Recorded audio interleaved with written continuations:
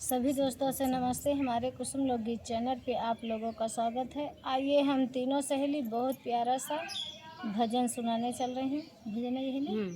भजन सुनाने चल रहे हैं। भजन अच्छी लगे लाइक सब्सक्राइब करिए, कमेंट करिए। अब बहुत प्यारा सा भजन है, फुल आवाज़ में सुनिए तब आनंद मिले। जो है कि राम के भजन है। राम के नहीं, सीता के ना हो, सीता मैया के। आइए गीत तो सुनाती हूँ। रोई जनक जी के नारी सिया हमारी प्राण से प्यारी। रोई जनक जी के नारी सिया हमारी प्राणों से प्यारी। के हो सींचई मोर बारी फुलवारी। के हो सींचई मोर बारी फुलवारी। के होली पाई चौपाई सिया हमारी प्राणों से प्यारी। के होली पाई चौपाई सिया हमारी प्राणों से प्यारी। रोई जनक जी के नारी सिया हमारी प्राणों से प्यारी।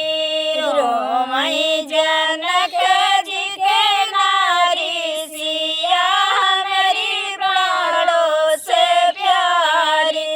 के मर जई है गौरी पूजन के मर जई है गौरी पूजन के हो बाटई मिठाई सिया हमारी प्राणों से प्यारी। के हो बाटई मिठाई सिया हमारी प्राणों से प्यारी। रोई जनक जी के नारी सिया हमारी प्राणों से प्यारी। रोई जनक जी के नारी सिया हमारी प्राणों से प्यारी। द्वारे पे ठाड़ राजा दशरथ समझाए। द्वारे पे ठाड़ राजा दशरथ समझाए।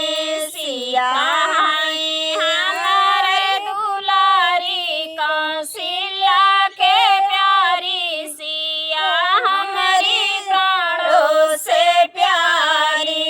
सिया हाय हमारे दुलारी कौशल्या के प्यारी। सिया हमारी प्राणों से प्यारी। रोई